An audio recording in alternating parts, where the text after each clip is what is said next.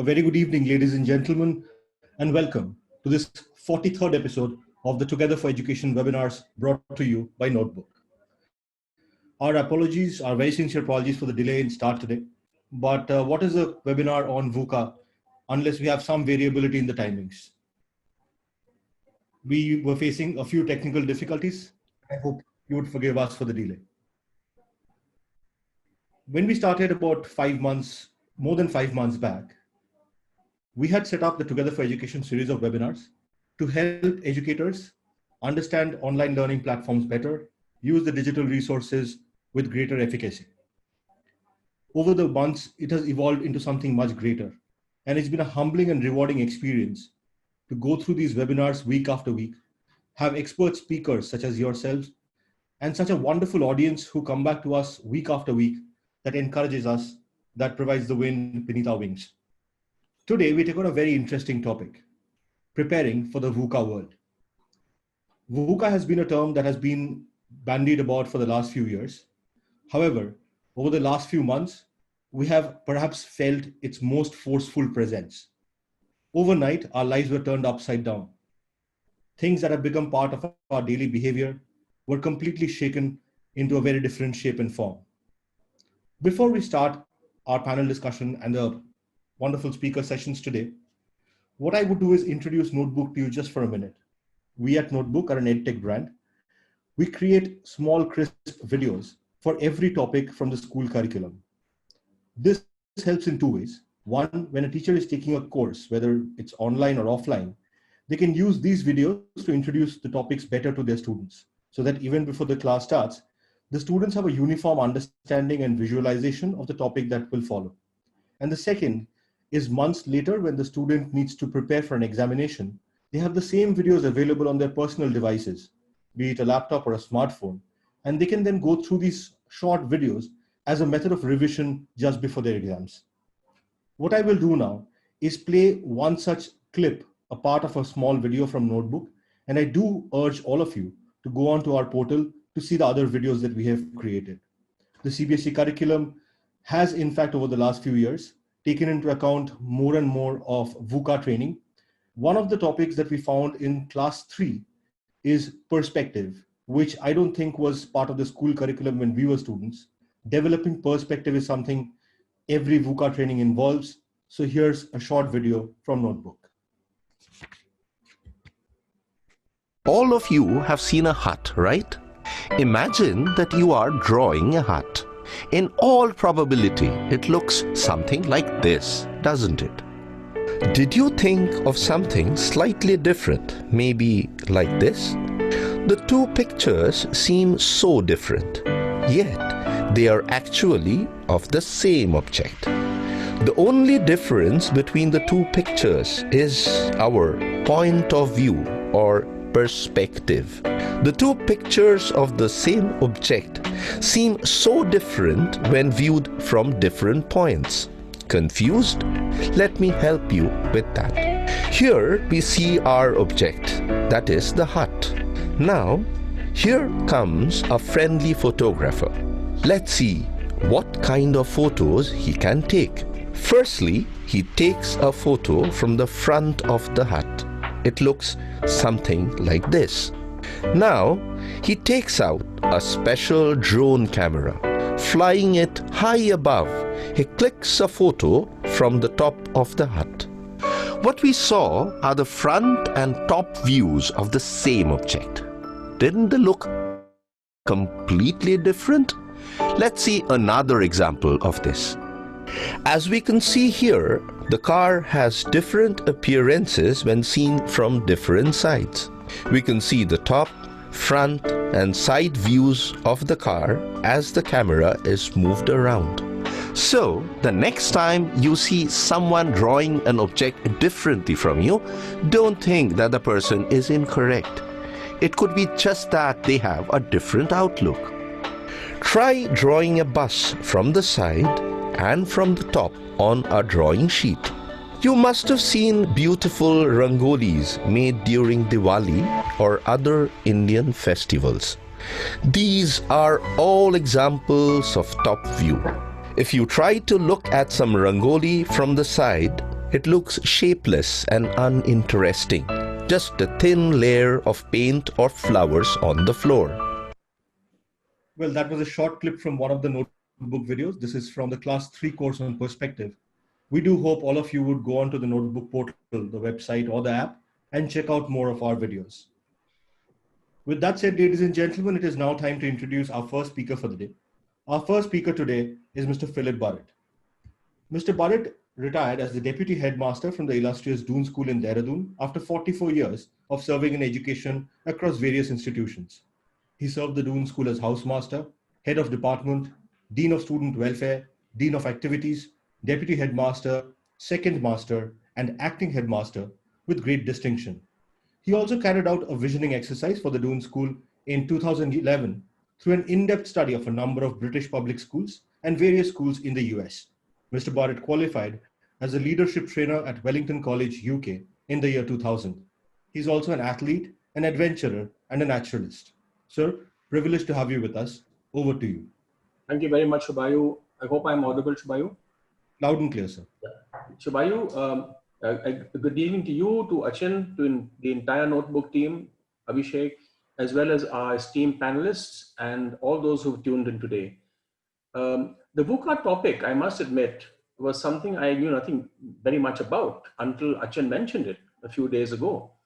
And so whatever I say today will come from my experience as a teacher. Even giving advice on VUCA is so complex and uncertain that all I can do actually is to grope for possible ways forward. So the way I understood VUCA was to look at the opposites of these words. So when I saw volatility, I saw stability, calmness, and peace. When I saw uncertainty, I looked at certainty, known, something predictable. And if I saw complexity, I looked at something easy or uncluttered. And ambiguity's opposite was clear and ordered. Now, as a schoolmaster all my active life, we planned and designed our school day to avoid a VUCA-like situation. My training as a teacher in philosophy, psychology, sociology, etc., did not in any way get me ready to handle VUCA situations. I think I became a teacher because I wanted a more ordered, non-VUCA way of life. Everything we did for the children to be safe and for each day to go off as smoothly as the previous one, with our timetables, policies, protocols, procedures, standard operating procedures, our staff meetings, everything was designed that the school went through smoothly. But can we have a smooth day? No. Change was something we didn't want to affect us.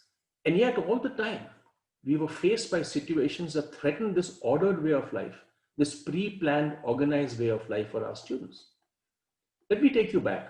The term VUCA, I learned, originated in the US military in the 1990s and is a way of asserting and providing for the changeability of situations and events. Today in management studies, it is a panacea of all sorts of situations where the leadership needs to understand its internal obstructions and plan and execute accordingly. VUCA is thus likely to find a snug fit in the world of the practicing teacher, as in any other professional world. As strategic leaders, how does one buffer the effects of the changing scenario on stakeholders like principals, teachers, students, parents, and community? How does one make space for innovations to happen in a VUCA environment? Now, all of us face VUCA situations, whether individually or as families or in our jobs and institutions, and there are even global VUCAs all the time. Many times, things don't happen as planned, and we need to make on-the-spot adjustments and take decisions which sometimes are life and death decisions. From time to time in history, men and women have had to face situations that have called upon deep resources and human resilience to tackle plagues, wars, pestilence, famine, droughts, tsunamis, forest fires, pogroms, and holocausts. We are all in some ways genetically prepared for a volatile, uncertain, complex, and ambiguous world. Let us look at these words and what they mean when mapped to teaching and learning, the students and the classroom. The 4 words relate to how people view conditions under which they make decisions, plan forward, manage risks, foster change, and solve problems. In other words, how they ready themselves. So V for volatility is about the nature and dynamics of change and rapidly changing context and conditions. Say, for example, when a teacher needs to change student disciplining strategies because disciplinary measures taken earlier cannot be used now. The VUCA environment has been created out of the RTI, CCTV-based surveillance, changing dynamics in parental involvement in the teaching learning process, and the increased role of digital and social media. The U of uncertainty is about the lack of predictability, the prospects for surprise, due often to some missing data, say sudden and unforeseen behavioral changes in students that a teacher has to cope with in class as a result of having taken some disciplinary actions. Now at the Doon School, when we introduced the IB, parents asked us how the first batch would do because they were going into it as pioneers. And what did we say? We said, we don't know. Also, what do we believe in the media, on the internet? There's so much information about what to believe. This is not an uncertain issue. Each day, we have to live with uncertainty and face situations for which there was no precedent to learn from. The C of complexity is the interconnectedness of cause and effect forces, or multiple factors difficult to categorize or control. Let's say, for example, the degree of severity deemed appropriate when correcting a misbehaving student. The examples of when to send a student home and when not to is based on precedence, fairness, changing times. And the A of ambiguity is vague data, subject to multiple interpretations and the mixed meaning of conditions. A teacher may be confronted with parents' intervention related to students' disciplining, which she reads as interference, and there are ambiguities. This looks like a classic lose-lose VUCA environment and is characterized by disruption. Often I agonize over a decision regarding a student based on data that was incomplete or dubious. But once strategically handled, VUCA translates from volatility, uncertainty, complexity, and ambiguity into vision, understanding, clarity, and agility. Now, as I said earlier, when faced with situation like a VUCA situation, we all have to adapt and learn. And I guess a lot of my early training came through my father, who was an army officer, as mentioned before.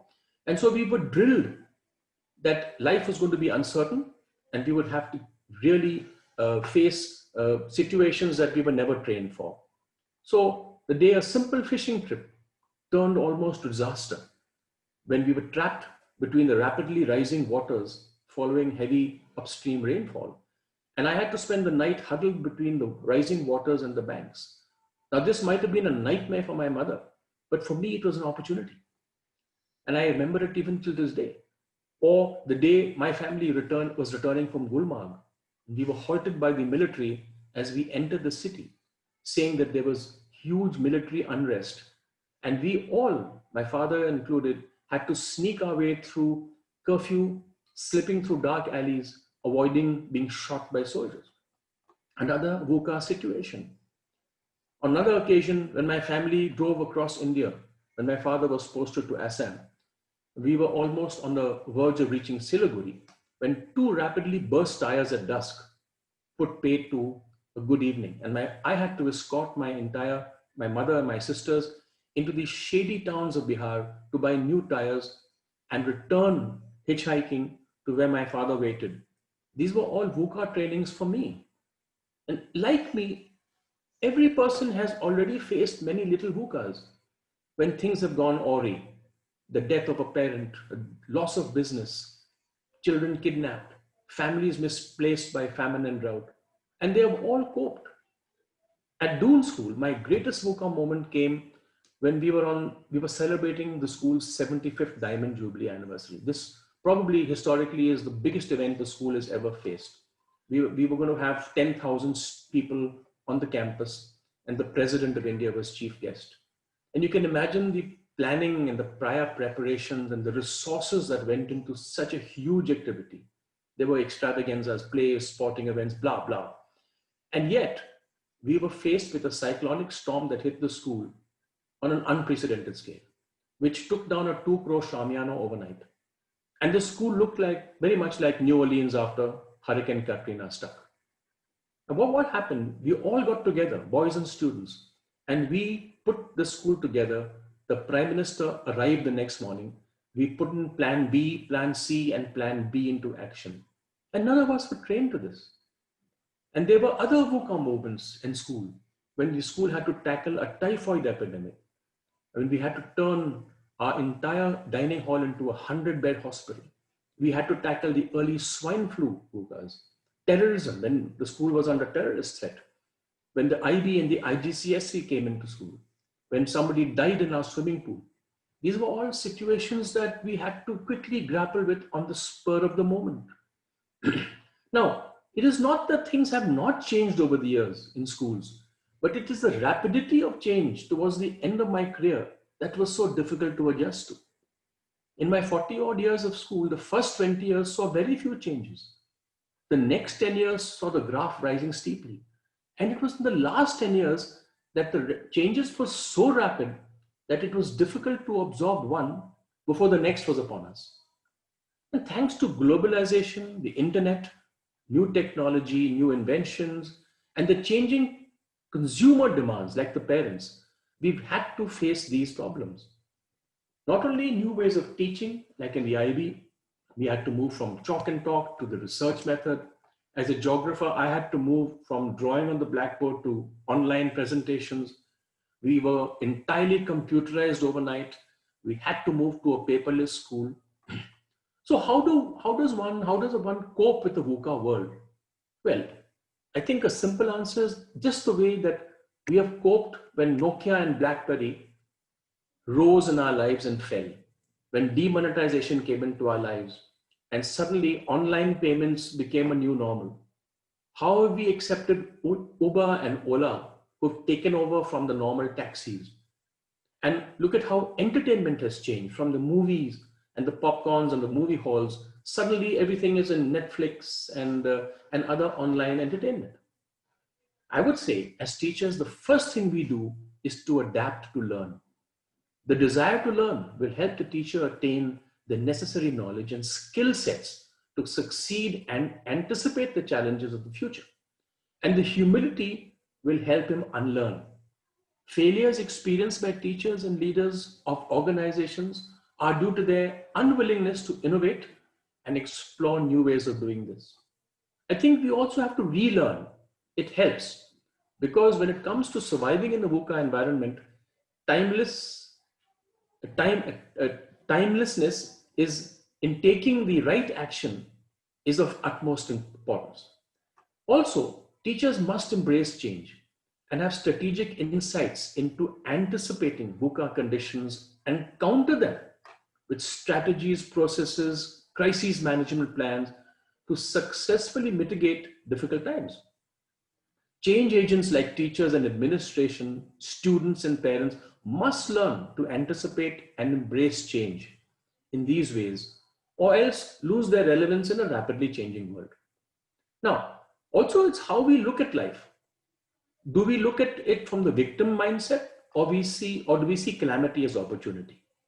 If we adapt the victim mindset, we only see outcomes, problems, changes to existing procedure, and we always rely on past solutions.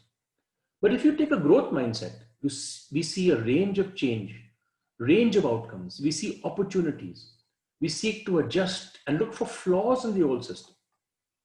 Also, teachers need to collaborate and be willing to share with and learn from others. Are we waiting for the pandemic to pass so that we can go back to our old ways of doing things? Or are we looking for the new normal and a new way of life to which we will have to adapt? Another thing that I have learned from management guru Stephen Covey is to make a list of what is important and then to see what of these are within my scope or sphere of control. What I cannot control, I shouldn't waste sleep over. And what I can control should take up much of my waking life. Too many of us spend too much time worrying about things that are not within our control. And lastly, I think flexibility and adaptability in these times is very important.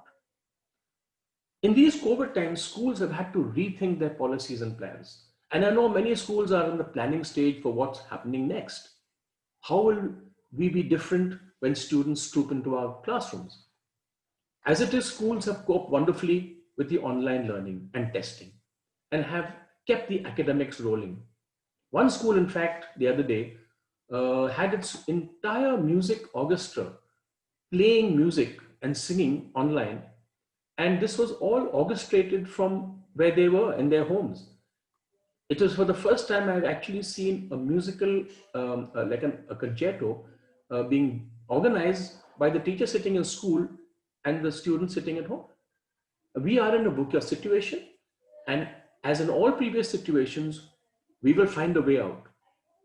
Only if we have an open mindset and are willing to do things differently and know that the way forward is in front of us, and looking over one's shoulders will not be of much help.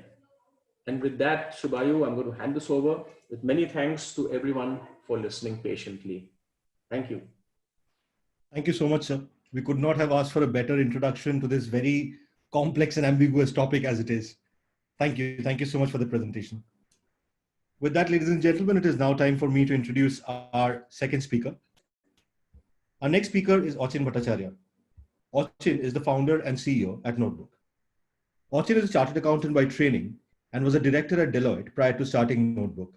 He has worked in India and abroad in various senior capacities in GE, PwC, KPMG, and Deloitte. He has been the winner of the Indian Achievers Award. Achin is an avid reader and a passionate traveler with keen interests in economics, history, literature, and philosophy. He is a regular speaker at various forums and chambers of commerce, and also contributes articles to numerous publications regularly. He is also on the board of some of the most renowned corporates and contributes significantly to their brand strategies. Achin, over to you. Good evening, everyone. Shubhai, am I audible? Yeah, Achin, loud and clear. It gives me immense pleasure to again welcome all of you to today's session on a topic which is more relevant than ever before in the current scenario, when the whole world is going through the worst humanitarian crisis ever witnessed by us. Not only are things volatile, but also uncertain, complex, and ambiguous.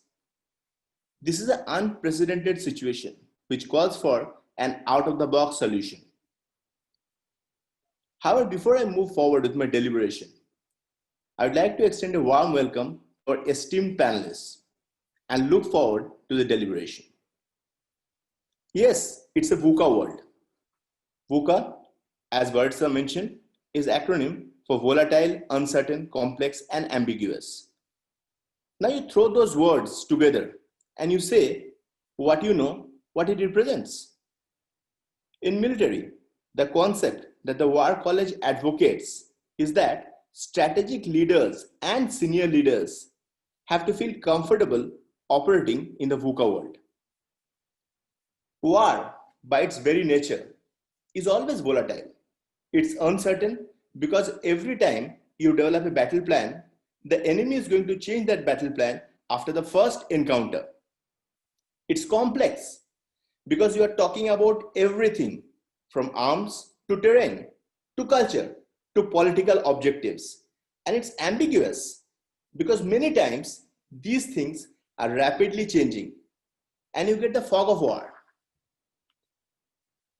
Strategic leaders have got to bring that clarity to the VUCA world. They've got to see beyond the fog. They've got to define the vision. They've got to define the end state. Now, if you're a good strategic leader, you would have helped define that end state and you clearly communicate. But you don't tell your team members how to get there. You empower them enable them to use every bit of their intellect, talent, and design a tactical approach to getting there. If you desire to evolve as a leader and become a strategic leader, you have got to be comfortable being uncomfortable, living in the world of challenges. In that world of sort of cloudy, murky, where a lot of factors come together, a lot of variables come together. There's a very old saying, how do you eat the elephant? One bite at a time, right? And the issue here is that when you've got a large, complex problem, you're in charge of so many people. You're in the middle of the ocean in a boat. You can't get frustrated, because if you're frustrated, it conveys to your team a sense that you're not in control and you don't have an answer. So how do we look beyond the fog? If you get back to the statement of how do you eat the elephant one bite at a time, your job as a strategic leader is to lay out the series of facts and variables and then approach each one with incremental solutions. So it may be political issues or technical issues. But if you lay them out and sort out the smallest elements, there almost surely is an answer to each of the issues that you have got to deal with, so that you can leverage them to get to the end state and get to the clarity and answer that you need to understand the VUCA world. Next comes the role of a leader. So we have been discussing about VUCA world, but why is it relevant for us? How do we really train our children for a VUCA world? Before I come to that, what is the role of an ideal leader? It is really important for a leader to properly brief each team member. When adversities strike, all plans go for a toss. Thus, every team member should know how to assume instructions when there are no instructions. Thus, they should completely align with the vision of the leader. Also, it's important for the leader to lead from the front. Leadership is not a contactless sport. When things get really tough, the leader should have the courage, conviction, and resolve to take things head on. Next, coming to the aspect of team. We are preparing our children for a world. We aspire for them to be leaders. We want them to lead teams. If you look at organizations today, in the industrial age organizations, we used to think about individual as the focal point. Just think about the notion of an organization chart. What is an organization chart? It's the name of a lot of individuals and their titles, reporting relationships that depicts the formal structure of an organization. Today, the world has become much faster, more dynamic, more fluid, unpredictable, and complex. It's what may be called the VUCA world.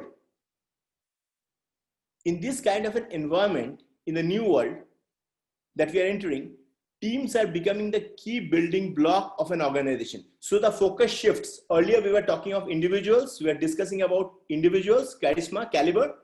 Now we are discussing about the collective and cohesive strength, the team. No individual on their own has the knowledge, the capacity to really drive major activities. Because of that, we are really thinking about teams today as the key driver of organizational success. And our teams are much more global in nature. Look at how things are changing. The world is so interconnected.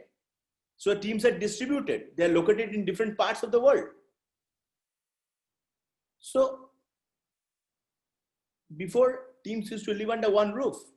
They were co-located, and now they're distributed. Thus, from what we saw, two things seem crystal clear about the future. First, things are changing, and things are changing faster and faster. And that trend will continue. Logically then, leaders need to be able to learn and adapt faster and faster if they want to keep pace. Thus, adaptability, flexibility is the need of the hour. Not only do they need to learn, but unlearn as well. Second, different kind of things are changing and in different ways. Therefore, leaders need to learn different kinds of things faster and adapt more quickly in new and different ways.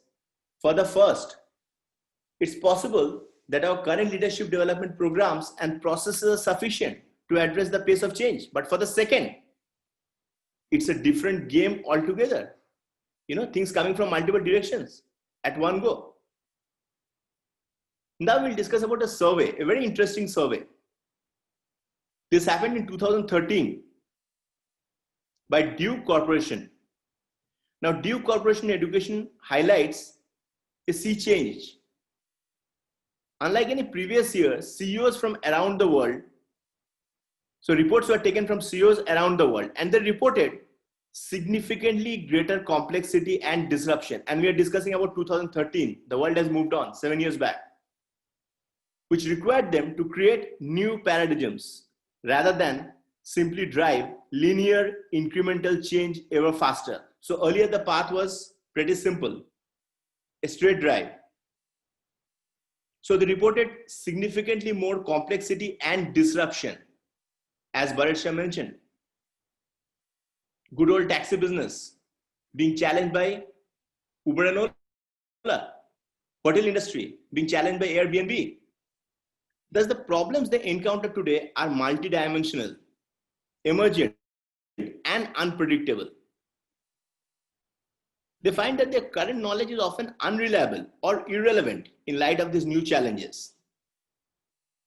So how do we help leaders learn to deal with this new, volatile, uncertain, complex, and ambiguous world? I believe 3 things are essential to thrive in VUCA. First and foremost, most important, being curious.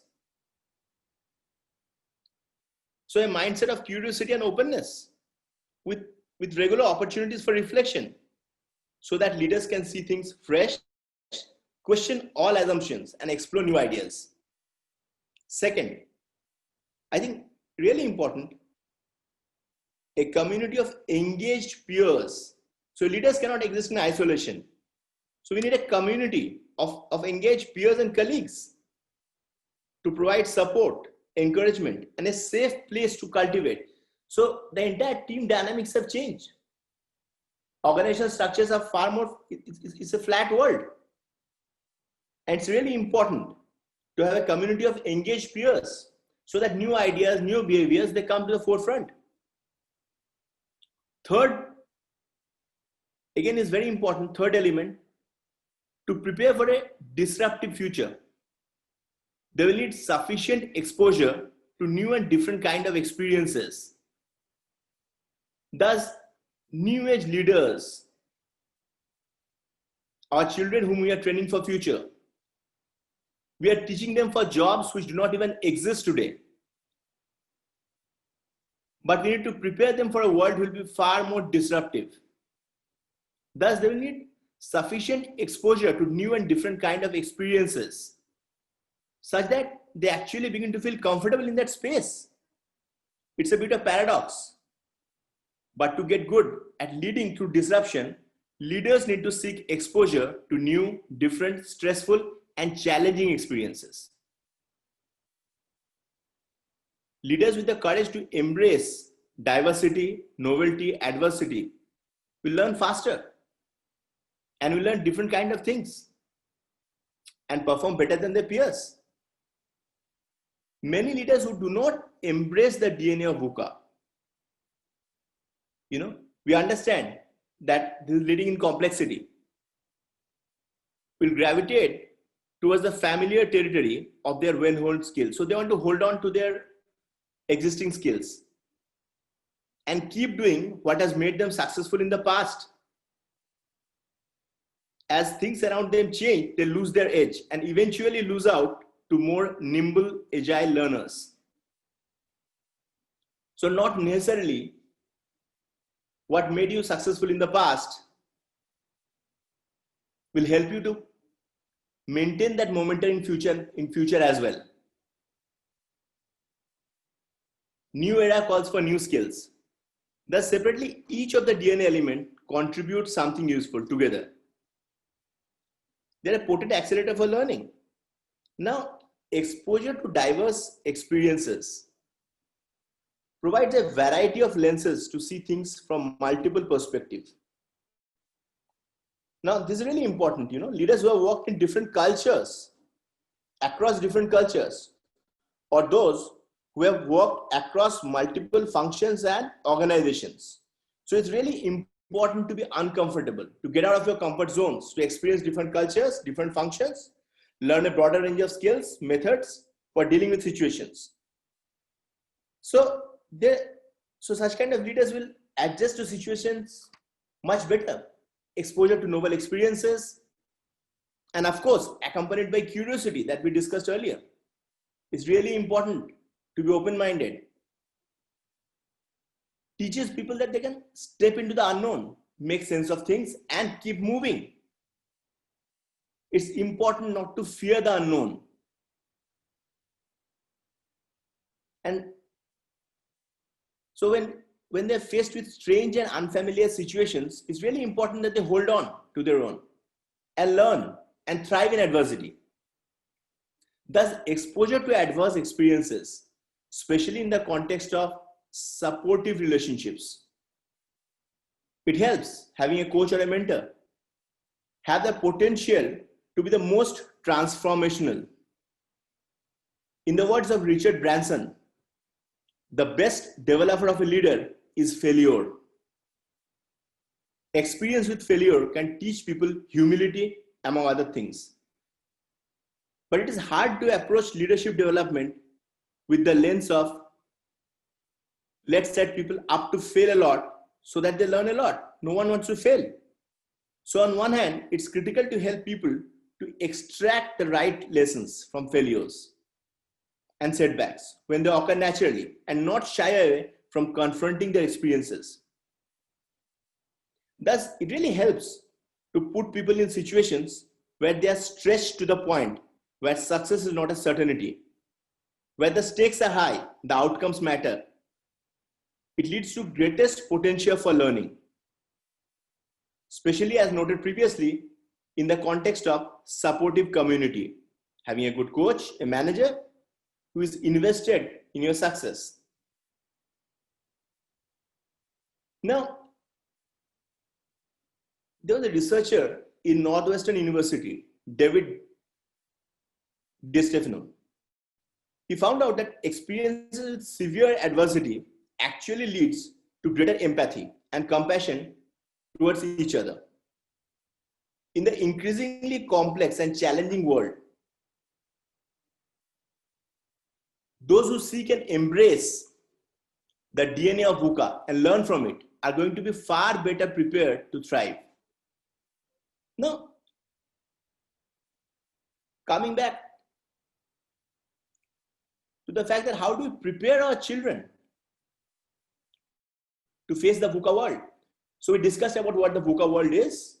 We discussed about the uncertainties, the complexities, the challenges, the fears, how we get over them, what it really takes.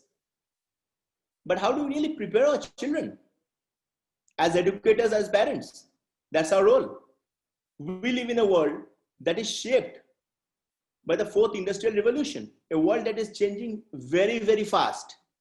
And as parents and educators, we need to be mindful of the fact that the world that we grew up in 70s, 80s, 90s has changed to a large extent. And the world right now is far more volatile and complex, uncertain, as we discussed. And therefore, when we are parenting and educating the next generation to try and survive in this new world, we need to realize that there are different set of skills and knowledges and qualities that children need to succeed. So just as we discussed about business leaders who need to continuously unlearn, likewise, skills that are needed in new age are completely different, which our children need to succeed. Because I think, there are some skills which are really important, and we'll discuss very briefly about them. First and foremost, adaptability. Adaptability is really important. Ability to change, to be flexible, to be fluid, really helps. Second, having a high level of resilience, particularly emotional resilience, because they're going to deal with a lot of pressure, a lot of setbacks. The world is, life is not a bed of roses. So, it's certainly no place for a snowflake generation. We need to grow and develop children who are far more tougher and stronger. Third, I think a high level of synthesis, the ability to join dots, to be analyzed, the ability to be able to analyze a lot of information. Because in an age of data analytics, where a lot of data is available freely in the internet, you don't get paid for memorizing information. Those days are over. Now what is important is information is available in your fingertips. It's important to be able to analyze the same, interpret the same, and take corrective action. Thus, the ability to join dots is really important. Next, the ability to collaborate, to work as a group. So we discussed about teams, right? And that was the purpose. So we understood what the need for the industry is. So the ability to collaborate, the ability to work with teams. And as we discussed, not necessarily teams now reside under the same roof. So teams who are team members who are located in different countries, different geographies, different cultures, different mindsets. But the ability to take them together, collaborate, and work as a group is really, really important. Next,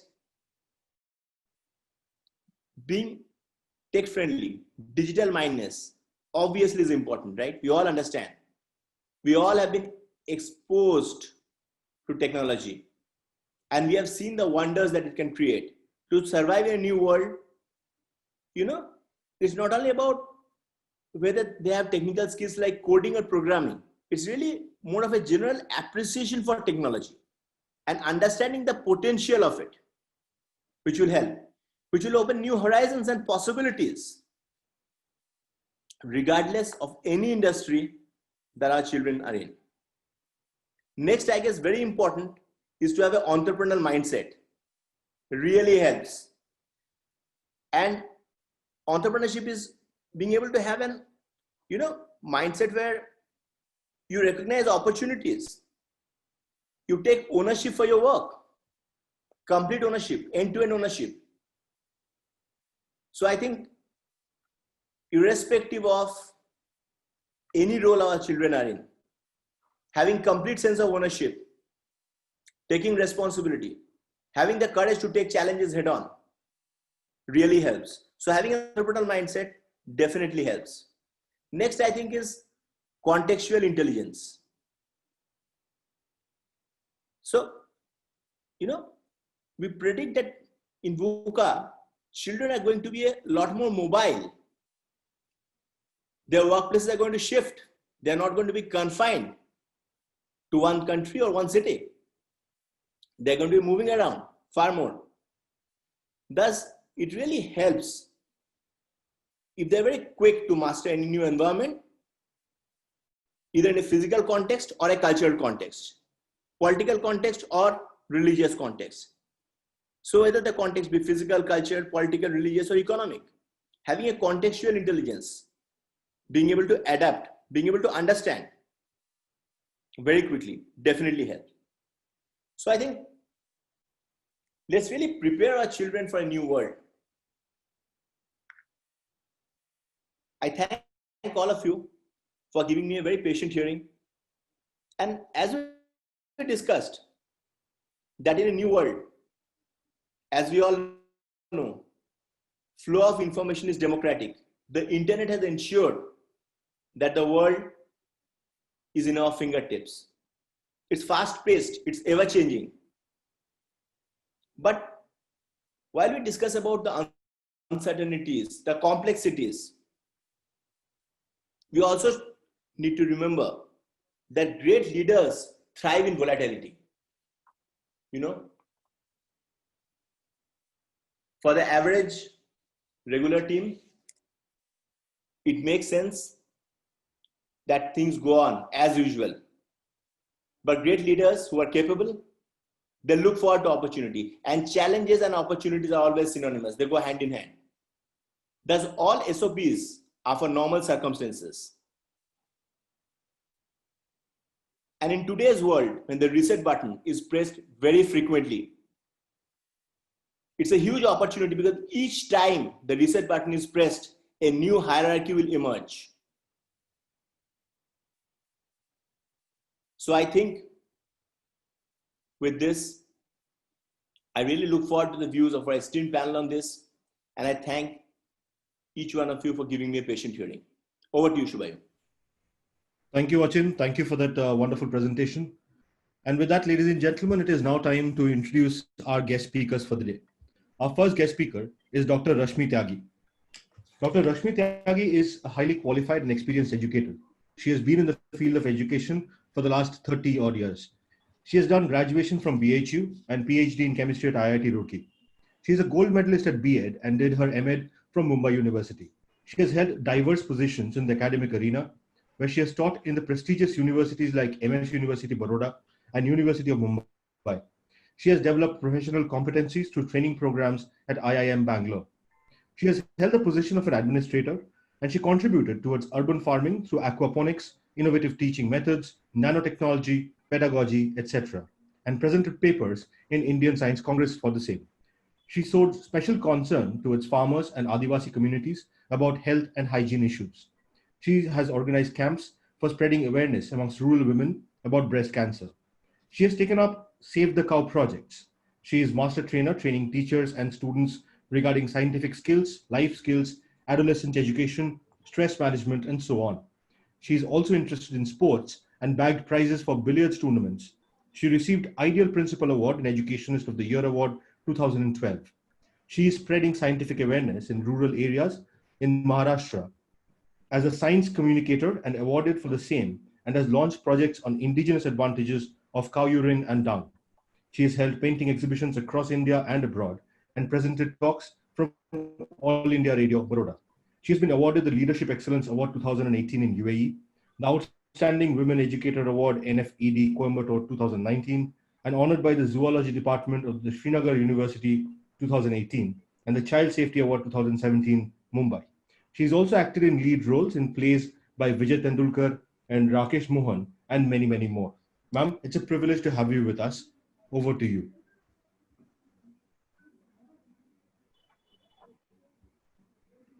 Welcome, good evening,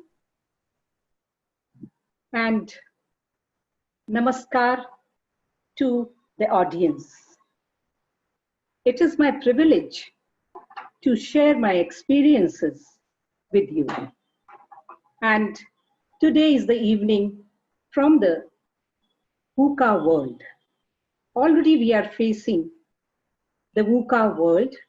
As I'm in education, I want to share with you that I'm doing the trainings for the teachers for last 10 years. And what I am feeling that the transformations which we could not experience in last 20 years, that those transformations, all of a sudden has come. And within 4 or 5 years, those transformations have taken place. A paradigm shift has taken place in the education. And already we are in the VUCA world. Not only we elders, adults, but also the children. And children are really facing so much of stress in their lives. Now it is our duty that we should find out the new methods of teaching learning. We have to transform our methods of teaching learning. And now the rote learning is out and the blended learning will be there. Blended learning in the sense that we have to blend in our curriculum the life skills, the values and the attitudes, and also the digitalization of the education has taken place. So when so much of transformations have taken place in education, then we should try that we have to change our pedagogies also, because now the online teaching is taking place. All the children, they are at home, and the teachers, so the world has come to the homes. The world has become very small, it has come closer. So now it is our duty as educationists that we are going to teach the, train the teachers and teach the students in different ways. And for that, I want to give an example. See, once I was traveling from Mumbai to Delhi, and one very young man, he came to me and he asked me, "Madam, it seems you are in education." I said, "Right."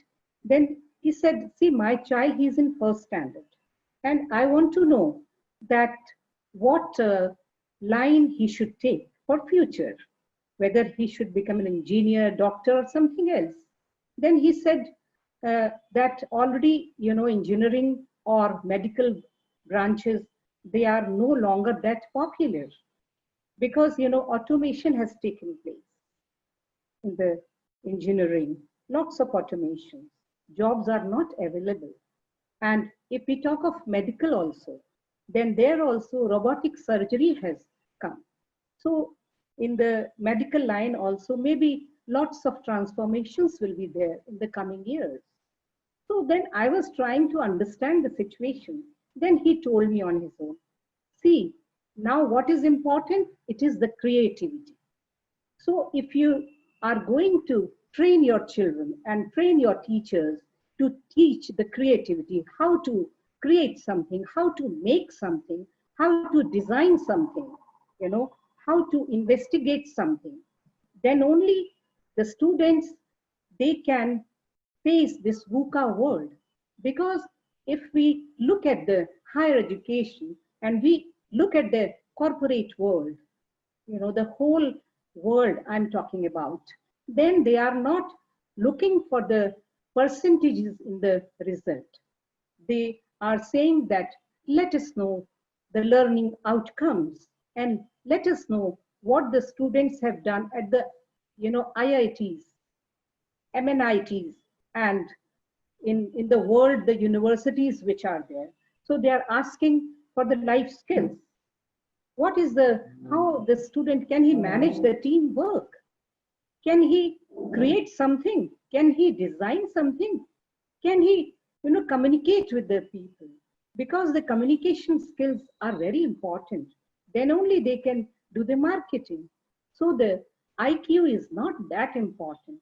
What is important? EQ is more important.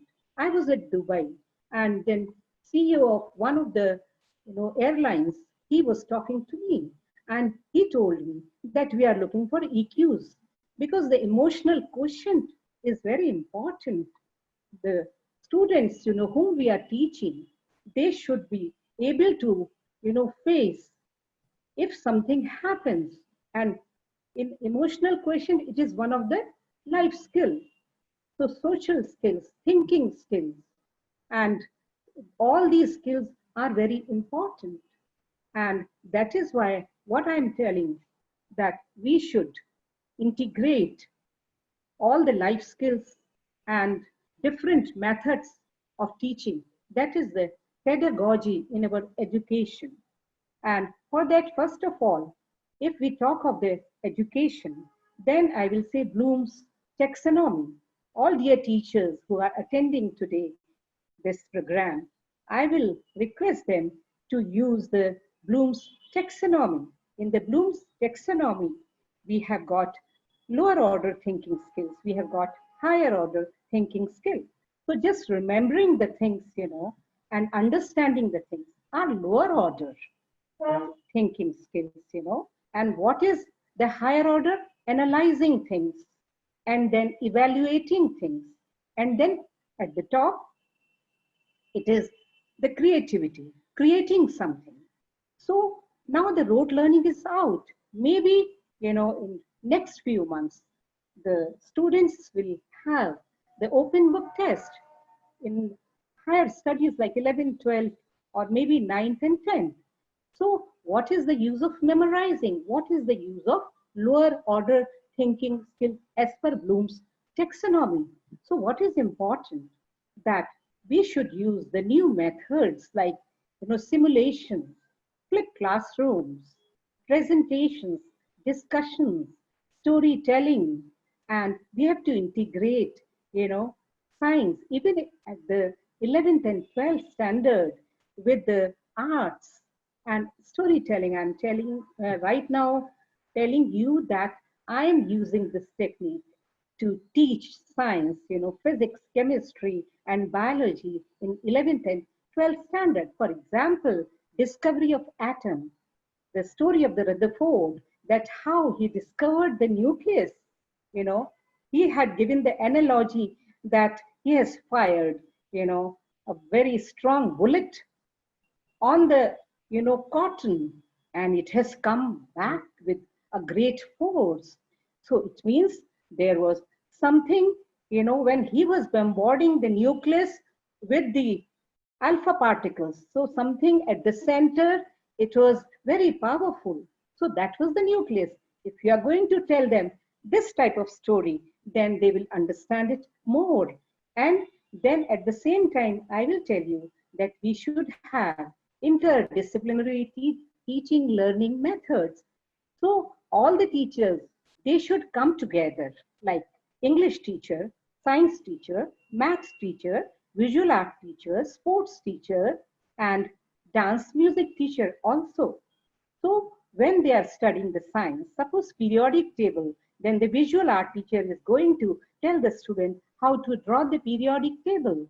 And the English or Hindi teacher, language teacher, is going to teach them that how to, do it in writing the biographies of these scientists, and even writing the autobiography of maybe atom. So they are going to learn so much. They can make a poetry also, because the haiku method of Japan, they are explaining the science, in a poetical way, coming near the nature. So we have to use all these techniques, and gamification has become a new technique where the children are learning by playway method, not only playway in the lower standards, but in the higher standard also with some game. So that way the new techniques are coming, and simulation, flip classroom, excursions. So all these new techniques we should inculcate and blend into our present teaching learning system. So that is as per the Bloom's taxonomy. Now the experiential learning, it has become very important. Now the traditional method of teaching, where the teacher was 90%, he was contributing to the classroom. But I think that most of the learning should come self, cognitive type from the students only. I want to give you one example of experiential learning. In a third standard classroom, the teacher asked, "What does a bird eat?" She was getting very favorable answers, like that the birds is eating grains and then fruits and all that. But one of the students, he said, the bird is eating cow. My goodness. And the teacher was so surprised and shocked. She thought that I have never taught this child what he's talking about. Then they called that child and asked him, then, why are you saying that the birds eat cow? He said, because through my window, every day I see that the birds, big birds are coming, and then they are, eating the carcass of the cows which were lying outside their house. So he was right. He was learning from his experience. So the child, whatever he learns from the experience, that is most important. So we should teach our children that different types of big birds are there, small birds are there, and this is how, it goes on. So we have to change our pedagogy, strategies, and methodologies to teach the children. So experiential learning is very important. We have to give the students the projects, the investigatory projects. And right now they are sitting at home. So we should do the collaborative teaching learning. We have to involve the parents also. And there are so many topics in which the parents and grandparents may be involved, like composting. They are having these biodegradable and non-biodegradable waste at their home. So they can tell them that they can do the composting, maybe vermiculture also at home. And I will say that urban farming, it has become very popular. And this is hydroponics. And so many, plants, they can thrive in water only. So you can grow tomatoes, you can grow Rajnigandha flowers, Rajnigandha flowers, everything. So why don't you, the teachers, you ask the children and the parents that they can have the germination of seeds at home, they can have coriander, they can have all these things, at home only. So some kind of farming will be there. And then, experiential learning. And now we will come to, I will like to show you that I'm doing this thing at home also. You can see this plant and see the well-developed roots. So primary, secondary, and tertiary root. So you can ask the teachers, you can ask the children to have this kind of a project, keep the, plants in water. And aquaponics is little bit different, where, like in the olden times, in the paddy fields, the, farmers were having fishes also.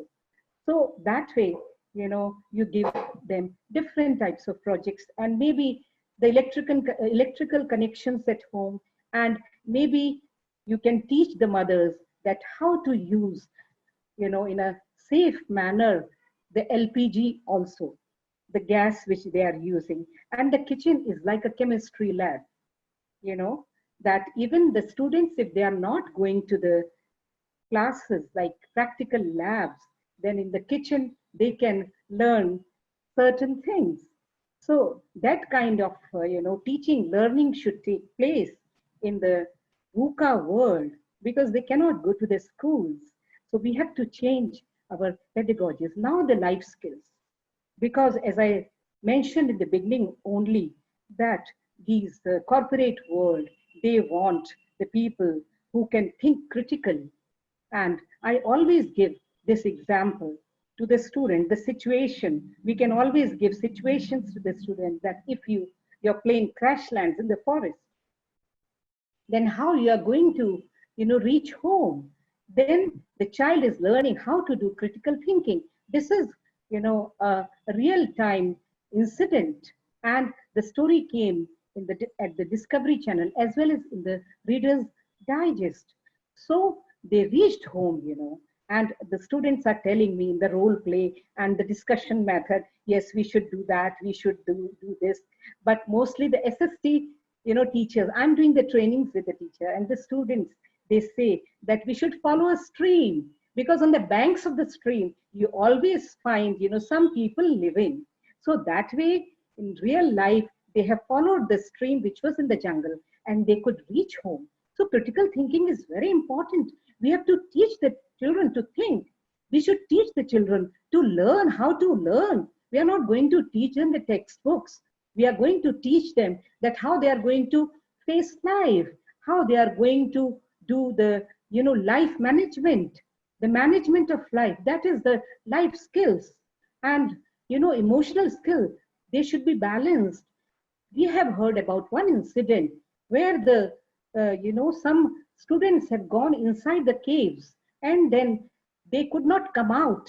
So I think 1 week they were there, and when they were found, ultimately they were meditating, and they could come back home. So they were having balance of the mind, and they were having a coach who told me, they told them the emotional balance. And then I heard about a fire broke out in a coaching class. No child could save himself, because these people were never taught that if such a situation will come in your life, how you are going to save yourself as well as others. So we have to teach them all these things. And I know about one incident in ONGC, because my husband has worked for ONGC, that there was one helicopter at Bombay High. It was coming back, from Bombay High to Mumbai, and it crash lands in the water. It crash landed in the water. Then 2-3 people were only saved. Later on, when it was, discussed with them that why they could be saved, they said because we had a training that how to, use the safety equipments and all these things. So we could save ourselves. So this is what this message I want to give you, the teachers and my audience, that we have to change our teaching learning in such a way that we have to teach the children self-awareness, the problem solving, and the critical thinking, the creative thinking, and then the social skills. When a girl gets married, she goes into the new home, then how she's going to adjust there, because it is very difficult, in the new family to adjust, and the relation between, a boy and a girl, all these things, we should teach them the life, management, how they are going to manage their own lives. So we have to, teach children, we have to change the rote learning, and even change the assessment as per the, teaching learning process, the way we are teaching them, the same way we have to ask them questions in the exams and in the IITs and in higher exams. What we find that they never ask the questions, where they have to memorize. So they are asking question, analysis type of question, evaluation, like doing the judgments. They should be able to do the judgment, and they should be able to do the problem solving. And even we have to start it from the primary level. And if we, Montessori method, the Montessori lady, she has told everybody that let the child learn from their experience, and what is important is the child. We have to do the child-centric, teaching, learning. And I tell you one incident. When my son was only 3 years old, now he is 30 years old. Then at that time, once I forgot to reach home at the time when he arrives at home. What he did, when he found that our door is locked, then he has gone to the neighbor's house, and there he had seen that my, Bai was there, my help in the kitchen, she was working there. Then he said, why don't you come to my house? Why don't you work there? So that way, he was just 3 years old, but he tried, to have somebody by his side. So the small children, we have to start teaching these small children only from the very beginning, that how the critical thinking, how the creative thinking, how the problem solving, and all these teaching learning process should be done. And in the end, I will say that the present VUCA, that is the present corona, which we had never seen in our 50, 60 years life, it has come, and we have to train our children to face it, and everything we have to make them very confident. And so that will be my, message to you. And the time is the most important thing in the world, most important, most powerful entity, and we have to respect the time. So I just wish you all, best things in teaching, learning, in the education field, in your personal lives. And you should be strong enough to face the VUCA world. And, like Darwin's theory, the survival of the fittest. We will survive and will emerge as better people in education. I take your leave. All the best to everybody. Thank you so much for being such a good listener. Dhanyavad. Thank you, ma'am. Thank you. Thank you so much for sharing your personal experiences and that wonderful, wonderful take on how going back to very basics and learning life skills can help better equip our children for a VUCA world. Thank you. Thank you so much for that, ma'am. Well, ladies and gentlemen, it is now time for me to introduce our next guest speaker. Our next guest speaker is Dr. Dhananjoy, who's the principal of the DPS Paradip Refinery branch in Odisha. Dr. Pan has been a CBSE awardee and is the senior most resource person of Center of Excellence CBSE Bhubaneswar region for capacity building program. He has a total experience of 36 years as a teacher, out of which 24 years are as a principal. He holds an MSc degree in physics, an MPhil, an MEd, a PhD, and an MBA. And he has started his own CBSE affiliated school at his native place, Gorbeta, in Paschim Mednipur, West Bengal. Sir, it's an absolute privilege having you with us. Over to you.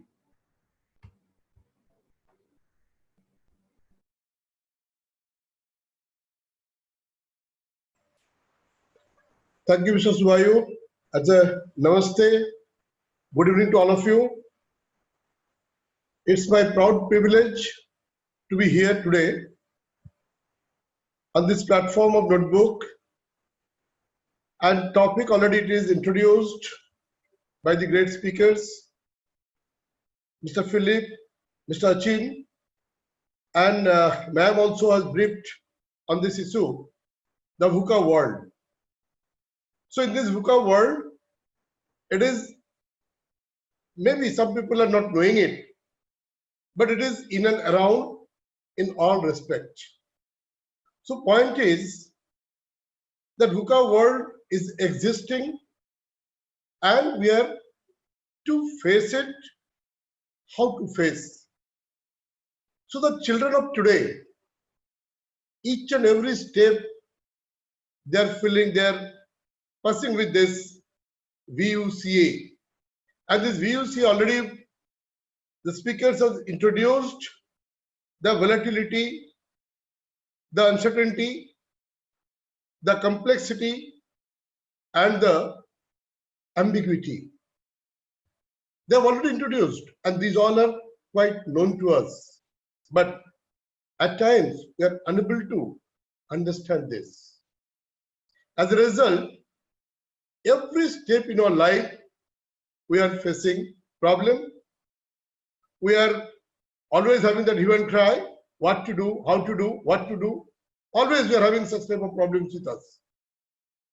So in this, where the school curriculum is concerned, school children are concerned, in this, we have to be very particular in this teaching learning process, how to make them aware, how to make them prepare to take these great challenges, and how can we transform that VUCA into another VUCA that we have to see. And for that, let me go through this. And you see, already it is told and said many things about this.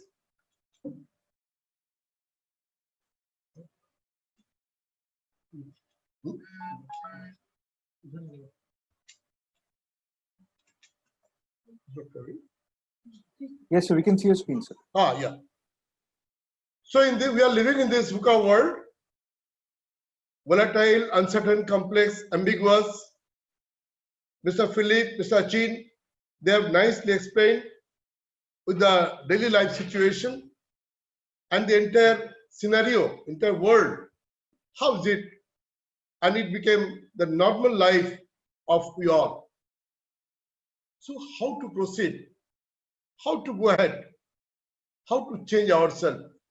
How to prepare ourselves for tomorrow? So our time has gone. It's a time for our next generation, and that will start from because the learning process not starts in school. Learning process starts in mother's womb. And if it is, that surrounding, that environment, that atmosphere, all are quite responsible in this process. So, why not this coming? No, no, no. It is not coming.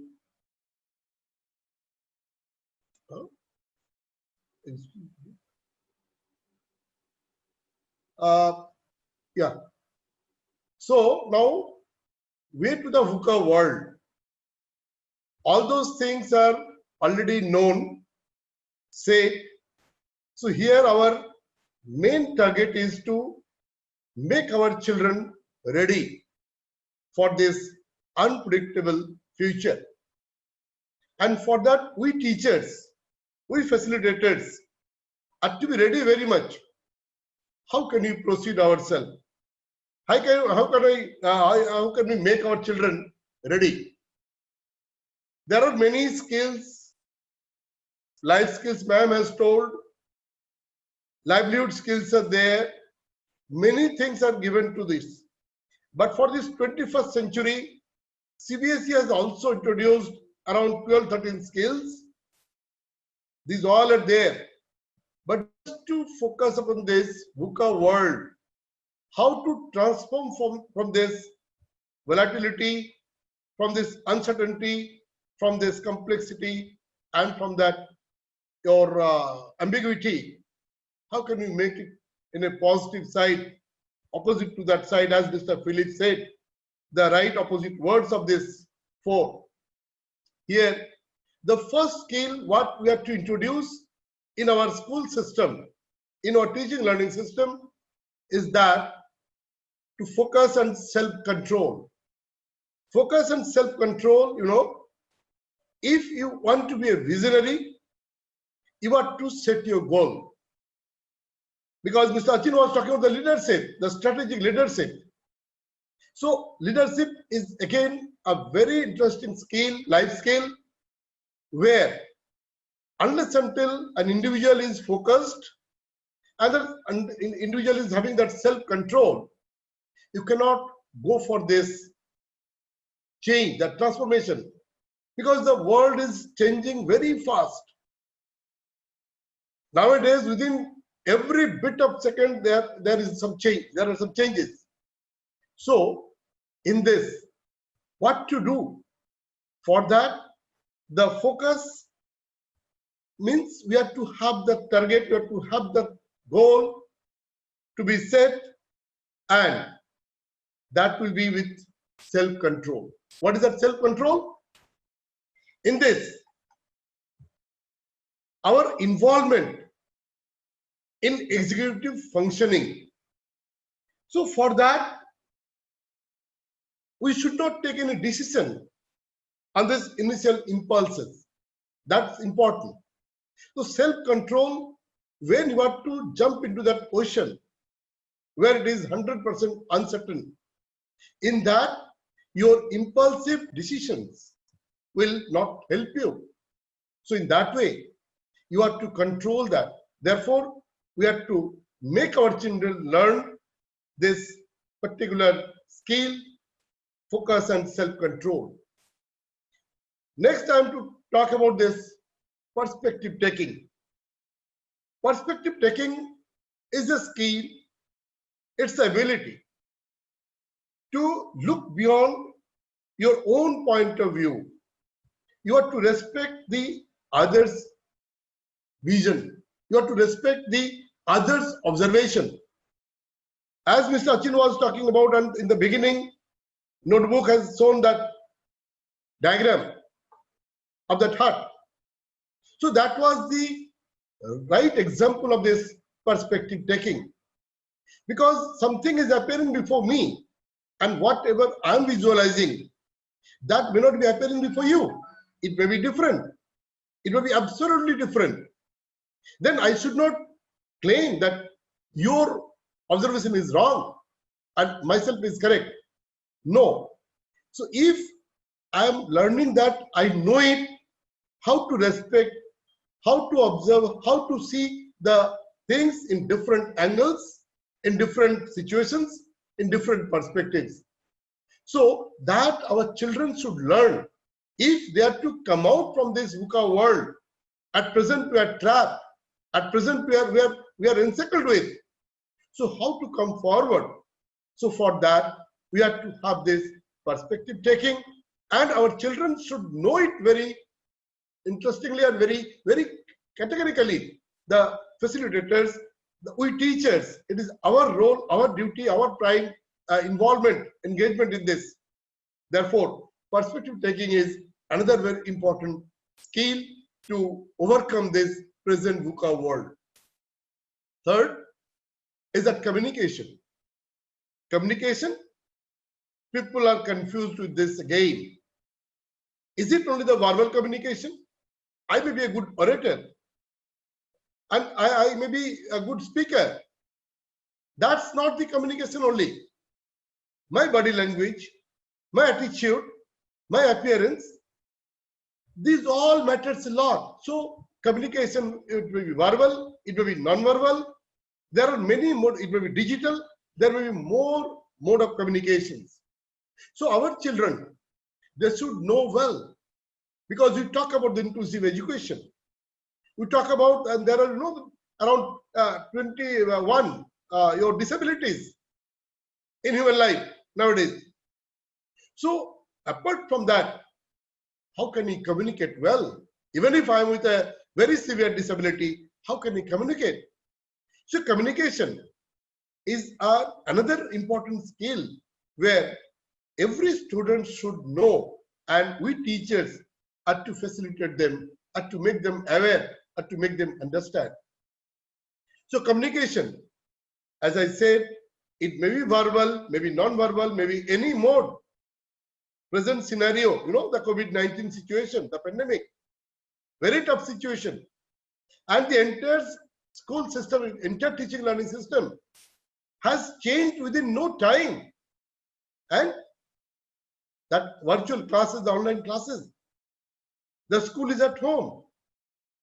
So if the teacher, if the student, if the parents are not having that idea, how can we get the success? That process, how can we continue? That is why the third skill, communication, is another very important for all of us. Then the next one is the making connections. Making connection means what? That is what? That is the interpersonal relationship. The entire world is within your fingertips. Everything is in front of you. Very small nowadays. So if I fail to connect to others, so then if I am unable to understand, and if I am unable to develop that interpersonal relationship, how can I proceed? Because perspective taking is a concept. We have to focus, we have to self-control, we have to have the leadership. So unless until, as Mr. Achin was talking about the team, unless until we have the team, we have that collaboration, we have that coordination, we have that cooperation, how can we transform?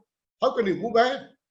Therefore, making connections, maybe through any mode, we have to connect to the people, we have to connect each other for this better world. And unless until it is made, somehow or the others will be lagging somewhere. Therefore, the making connections, that means the connectivity, is another important skill to learn by our students. And here we are the stakeholders. Then the critical thinking, because time is very short, I have to move a bit fast. So critical thinking. The critical thinking, again, ma'am has explained, both of the speakers, they have already explained. The critical thinking is what? That is something different. It is ability to think clearly and rationally, and it leads towards the judgment. So things are what? The lateral thinking. Everything goes on smooth, because creativity and critical thinking, these two are different.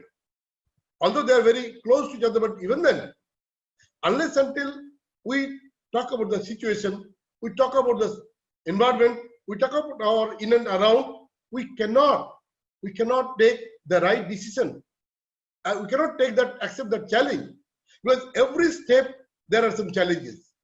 And if I am to face that challenges, I should not have that fear. Students must not have that fear. So for that, that critical thinking is to be developed. And for that, we teachers, we have to create the situation in our teaching learning system, in our school, at our home, everywhere. We have to create that situations by which students will be promoted, students will be provoked, they'll be allowed to think critically. So these are another thing. Then taking on challenges. The all successful individuals today in the world, if you see, they become successful because they have accepted that challenges. And those who fail to accept the challenge, they cannot be successful. Because failure, it is said in leadership, the more time you have failure, you'll be more confident, more successful. So the things are that the child should dare to accept that challenge. Whether he will be failing or getting success, that is the secondary issue. That's the second point. But first thing, unless until you jump into it, unless until you suppose you are on a pond, you are jumped into an ocean, you don't know how to swim out, how to move out. So once you are in that situation, then you have taken that as a challenge that you have to survive. And once you have that mindset that you have to survive, you will find out the means by default. So unless until you jump into that situation, you cannot cope up, you cannot get the success, cannot survive. So every student of today, they have to be fearless, they have to be daring, and they have to have that courage to accept the challenges. Another one is what? Self-directed and engaged learning. So in this, once we teach in the classroom situation or by any mode, we are having that lecture method module. So things are what? Most of the time, being a teacher, I myself is not involved, because when I was talking about the rote learning, we prepare the lesson and we go to the class and we vomit it. But there is no any engagement. There is no attachment. There is no involvement. So if a teacher is involved, if a teacher is attached, if a teacher is engaged in the classroom with the learners, then the teacher will be very successful. And on the other hand, whatever the teacher is supposed to convey, communicate, that will be properly made.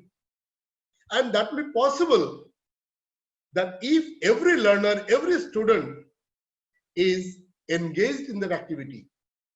So the teaching learning process, if you want to be successful, if you want to get the learning outcome, then every student, teacher means all stakeholders should be engaged, and then only the teaching learning process will be complete. And once it is there, again that coming the VUCA world.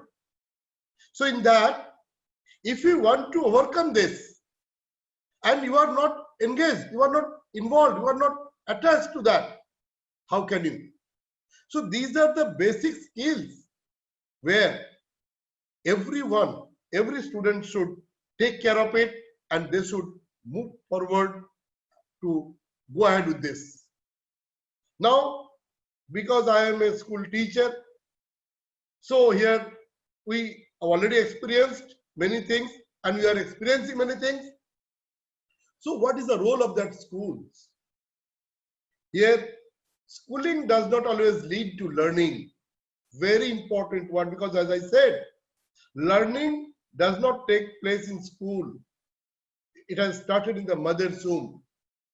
And a child is of 1 day or 2 days or 1 month or 6 months, he or she might not be understanding anything, but they're experiencing many things without understanding. So learning goes on. Learning goes on. But that is the mindset of the teachers, mindset of the society, mindset of the people, that learning starts in school. When they come to the school in nursery, pre-nursery, your prep or 1 or 2 or in class 12, the learning takes place. Sorry, the things are what? The schooling does not always lead to learning. Worldwide, there are more non-learners in school than out of school. What does it mean? It means that the students are coming to school, but they are not involved, they are not engaged, they are not attached, they are not promoted, they are not allowed. So how is that it will be possible to have that learning? Therefore, the role of school in this to overcome this VUCA world is very important. So here, what are the roles? There are, 7 core competencies every child needs in order to survive in the coming world. Already I said, and Mr. Achin has explained it very categorically, that critical thinking and problem solving, decision making. How can you take the decision? How can you resolve a problem? Being a leader, being a student, being a father, being a mother, being a teacher, how can you? So if you want to do this, the critical thinking skill is required, followed by that problem solving means you have to take the right decision at the right moment. So these are the things where we have to, that skills are required in this. Then collaboration across networks and leading by influence. Collaboration, the word is very appropriate today. Collaboration amongst whom? With the entire ins and around. Parents, students, teachers, management, the entire society, everyone is to be collaborated. The entire world is to be collaborated. If we want to overcome this VUCA. So things are what? The collaborative learning, that collaboration, that's a skill again, and you have to provide. So it is school who can do it well. Then again, it is agility and adaptability. Different situations are there. And unless until I'm agile, I'm ready to have that adaptation. I'm not knowing what is adaptability. I'm not knowing what is agility. Then how can I adjust myself? How can I take that challenge? So adaptability, agility is another important aspect, and that should be learned by the students. And that is our responsibility, our moral responsibility to make them aware and to make them understand all those things. Then having the guts to take the initiatives. You have to dream positive, you have to dream big. Being an individual, not only as a leader only, but not as an individual, you have to take the initiative for any situation, for any challenges, for any of the activities. And entrepreneurship. So that's Mr. Achin was talking about the owning your autonomy, that you have to own that learning. You have to own that situation. Unless until you take the responsibility, you take the accountability, how can you? And once you are taking that, or once you have developed insight, then you can move forward and you can do something better. Then again, what is talking about the communication, effective oral and written communication. I'm not telling more. Then accessing and analyzing information. Information, it is abundant now. Internet, digitalization of the situation. Everything is available. Google Maharaj, everything is available. Whatever you want to know, you will get the information. But is it sufficient? So teachers are no more. The teachers, they are not to teach. They are not the knowledge bank. Teachers are not the informer. They are not to pass the information. Information is abundant. It is available to the children. How to access it? And once it is accessed, how to analyze it? So that skill is to be developed. That skill is to be there. Finally, it is curiosity and imagination. Curiosity. Unless until you are curious, how do you know? How do you move? How do you think? So that you have to be there one, you have to dare, you have to move ahead with that courage. And then only, and unless until you imagine something positive, imagine something, means you are dreaming big with that. So role of schools are very important and we have to think about this. Then let me talk to we teachers. As it was said, resilience, Mr. Achin was talking about that. I was very happy listening to him. So skills such as resilience, communication, proactivity and leadership are just some of the areas that are essential when facing the challenges of this 21st century. I need not to explain any more because he has explained so nicely the resilience. You know, so how can you? That resilience is nothing but the capacity to recover from difficult life events. That is the resilience. Communication already I said.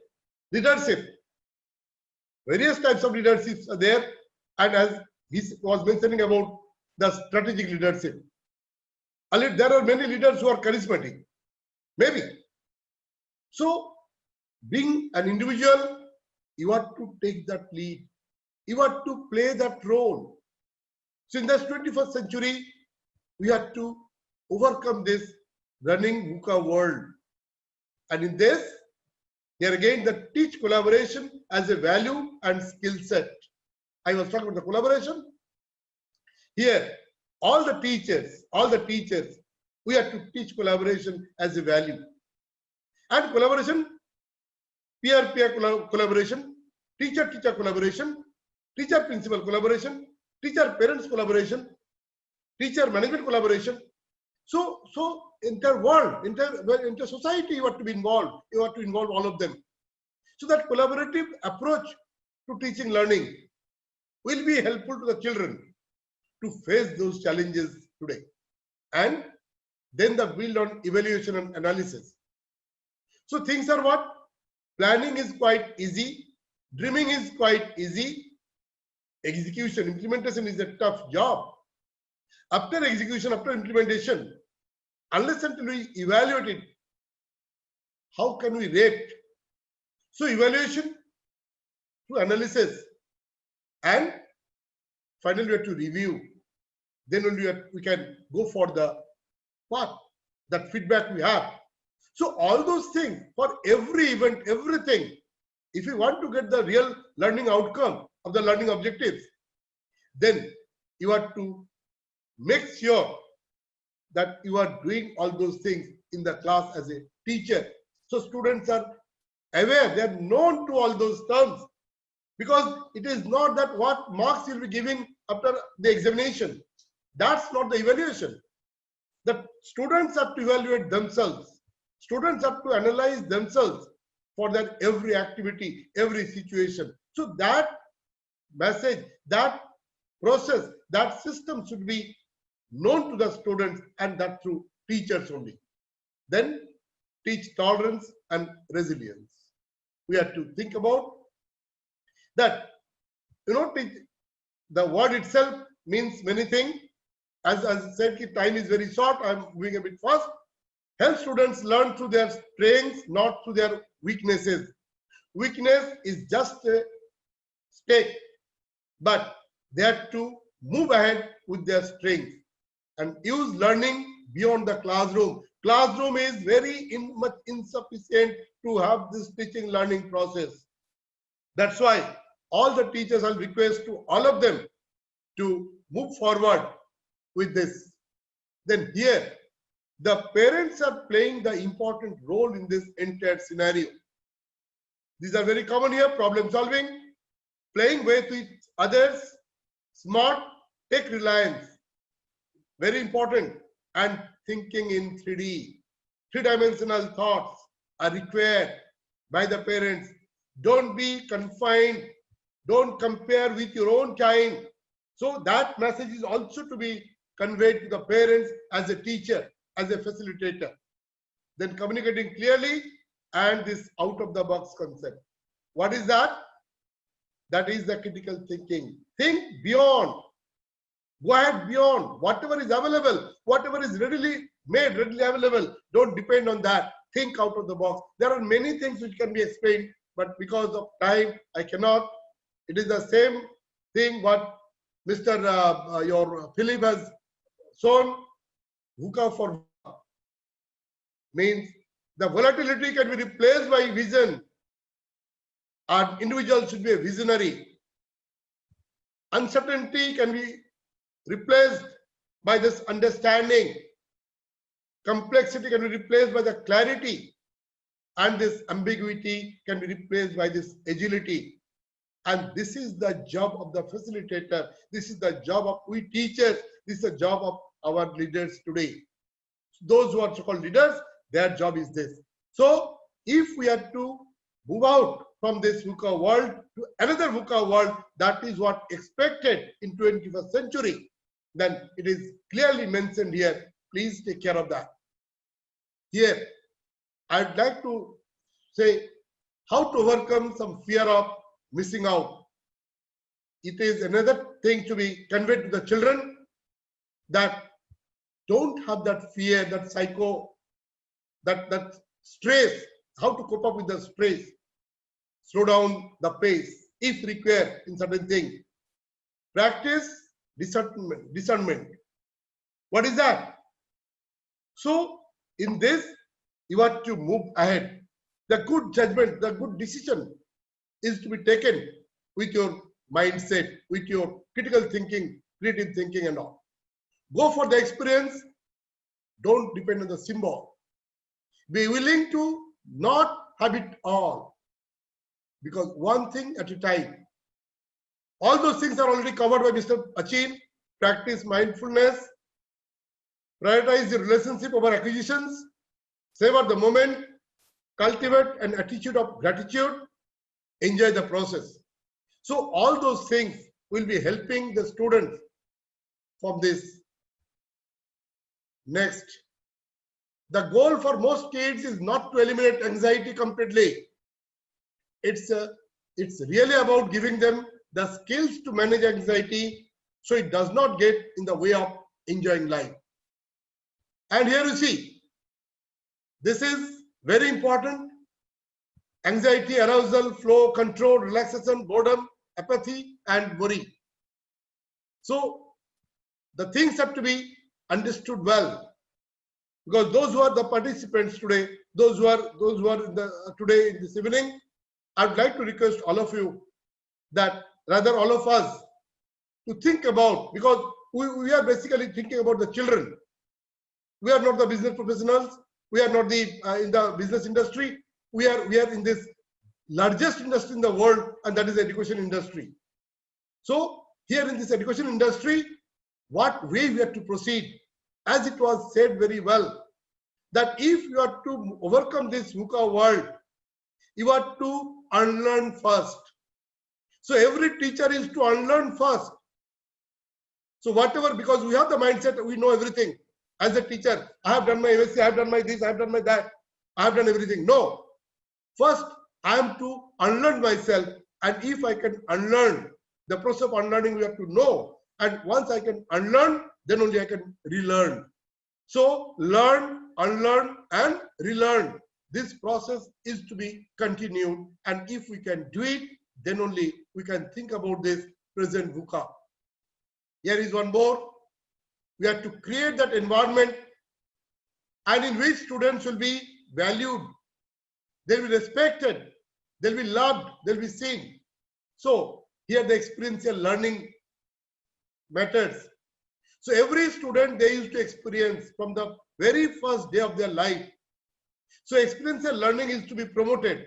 The new education policy of Government of India is telling many things.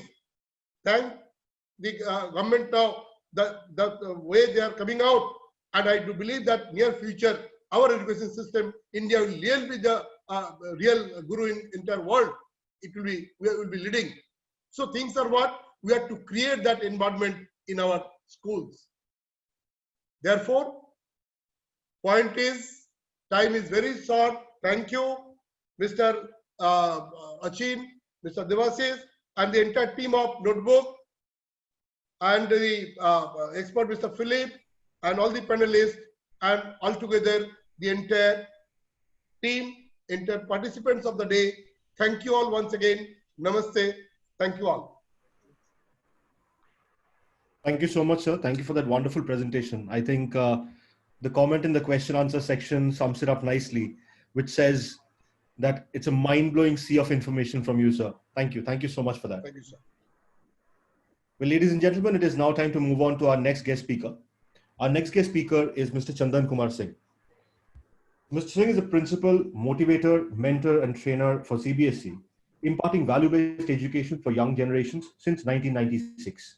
He has completed his education from Kolkata University and Kalyani University, and after that he began his career as a teacher and headmaster from the schools of its own repute, like St. Augustine's Day School and Assembly of Christ School ICSC. Mr. Singh believes in day-to-day improvement and is currently working as the principal in Radhika Senior Secondary School, Gorakhpur, with 16 years of experience in the same capacity. He has discharged different responsibilities of convener for team selection for national level by SGFI, has been a mentor of different schools, and has been deputed as an observer for all the major examinations conducted by CBSE. He has conducted offline and online a number of workshops for teachers on the topics of life school, classroom management, physics, joyful mathematics, etc., assigned by CBSE. He has bagged 2 prestigious awards of Best Educationist and Certificate of Achievement for Commendable Contribution in Education in the recent years. Sir, it's a privilege to have you with us. Over to you. Thank you, Mr. Suhayu. Am I audible? Yes, sir, we can hear you. Mr. I think your video just... Okay, thank you. Thank you. Thank you, sir. Sir, firstly, it's my privilege to have there for the notebook, and I would like to pay my thanks to all the panelists, though they have provided me very few minutes to me. They have provided very few minutes. I do hope so, because the number of attendees has gone down and down. Though it's my part, and I'm hopeful that I will be giving few minutes, and I'll be consuming few minutes from you all by sharing my screen.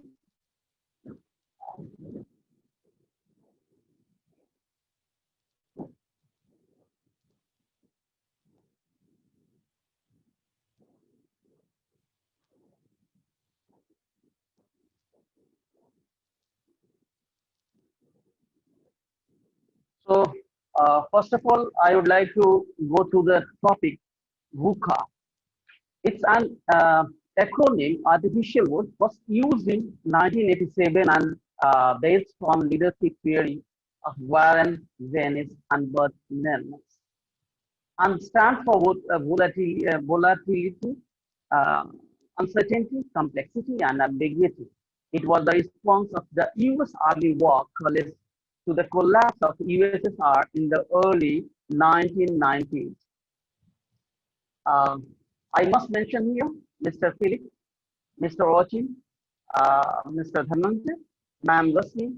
They have covered up most of the, what can I say, areas of both where it is existing. But I would be consuming 3 minutes to put my words.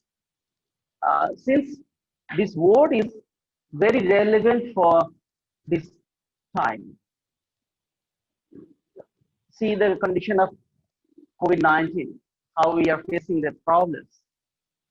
Since the topic is related with the schools, teachers and parents too, our educational system and its strategies were not designed for VUCA environments at all for the pandemic like this COVID-19 era. We were not even prepared to change ourselves rapidly and unpredictably to counter VUCA. It took months by all the stakeholders to get it transformed to the outcomes to an emergent process cannot be known beforehand, but it is our duty to have defining and optional strategies to protect our existing educational system, for which all the Indian educational agencies like UGC, NCRT, CBSE, ICSE, all are working day and night for their best. As we know that Rabindranath Tagore rejected the modern mechanical learning what ma'am has mentioned there, rote learning, in which mug-up was there. He rejected the modern mechanical learning, which focuses merely on cultivation of the individual's mind in favor of learning that encourages the creativity, imagination, and moral awareness of the students. He further added that education should illuminate the heart of a child to inculcate a spirit of sympathy, service, and self-sacrifice, rather fighting for success or progress. The vision of Rabindranath Tagore is still demanding and relevant for VUCA involvement too. Alternative education, which encompasses many pedagogical approaches differing from mainstream pedagogy. In foreign countries, mainly in the European countries, alternative education system was being developed in 19th century, which broad range of approaches, including alternative schools, self-learning, homeschooling, etc. In the all sphere of life, VUCA exists. We are there only to overcome with all difficulties by applying our own sources, resources, technology, everything. Very few people in India were having idea about digital or blended learning before this pandemic. How to implement it, digital learning, how to understand the blended learning.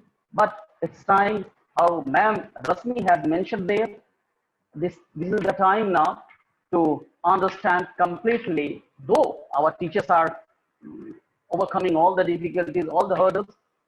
Initially, on the very first time, we were in the condition to learn the bicycle, how to ride the bicycle. In that form only, everybody was there. Everybody, I can say everyone. So the same thing is there, how to understand the things correctly.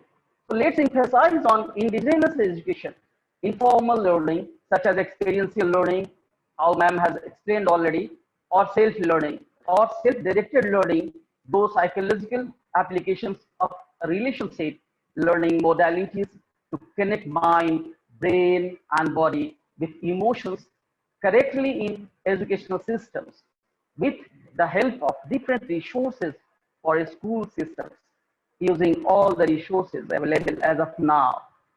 The following 9 categories, as from my perception, can be the support for the system to bring the system on the track are institutional support, parent support, technological support, course development, and instructional design, course structure, teaching and learning, faculty support, student support, evaluation and assessment can help in the situation of VUCA undoubtedly, I can say. Now, it was the historical evidence, skills.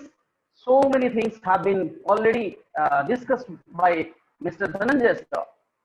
He has covered up all the corner. I can say as an educator, he has taken out minutely all the portions of the life of the students. But I will also take the chance to discuss if we want really to counter the VUCA, especially for the students, smaller kids, see how we are getting afraid of this pandemic. Still we are uncertain. Still we are having ambiguity. Still the condition is volatile. Still complexities are there. When to, how to, where to, all these questions are coming out in our mind. So just we can imagine what type of thinking a smaller child can have by seeing all these scenarios. So my point is that the teachers have to put the maximum effort to bring everything within the individual to understand the life skills. As sir has already classified, the life skill can be categorized mainly in the 3 categories: thinking skill, which includes self-awareness, problem solving, decision making, critical thinking, creative thinking. Secondly, social skills can include interpersonal relationship, effective communication, and empathy. Third one, emotional skills, managing emotions, coping with the stress.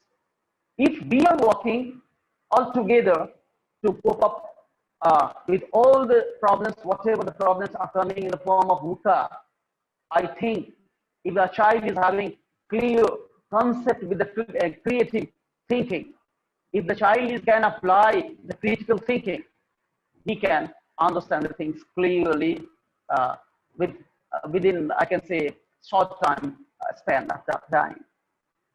Now, digital teaching.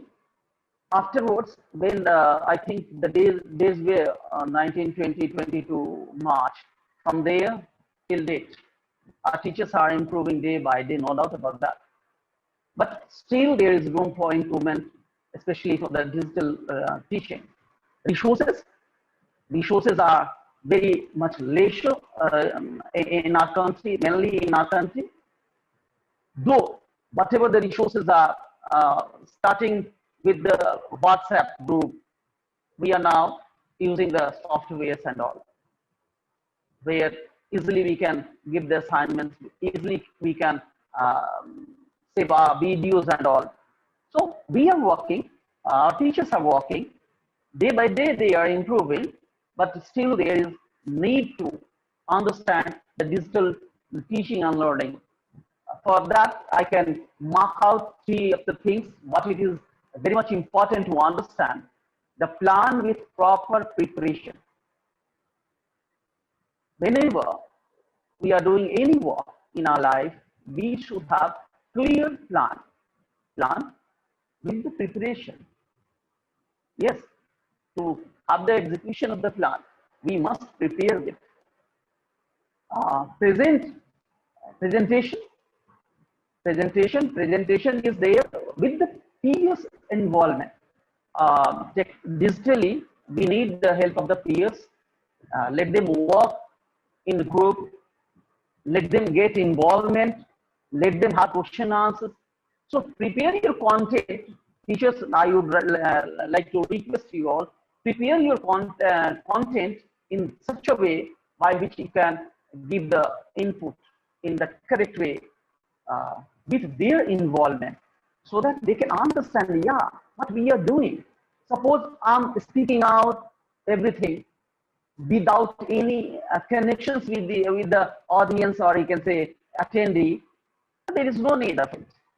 So let us find it out how much connection we are making with our audience or children, how much they are returning in the assessment. So while we are having the assessment must be based with our self-evaluation, self-assessment initially at first.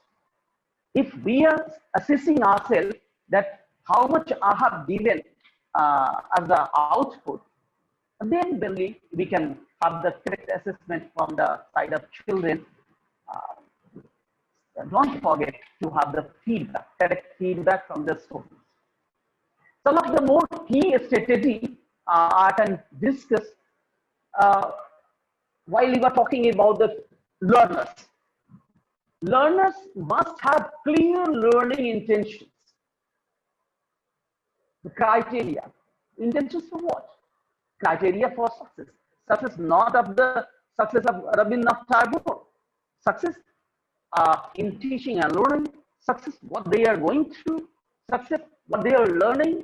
In what mode they are learning, that's not the problem. Whether it is asynchronous mode of the digital learning or synchronous mode of the digital learning, that's not the problem at all. But the clear idea, criteria for the success must be there to have the clear learning intentions. Questions for evidence of learning. Questions for evidence of learning must be there with the teachers mainly to have the understanding about the clear learning intentions. Next is descriptive feedback. Ask the children what, where, when, whether they have understood or not, all these things in descriptive way. If we are asking them, if they are getting involved with, they can, then we can say that we are doing something better and better.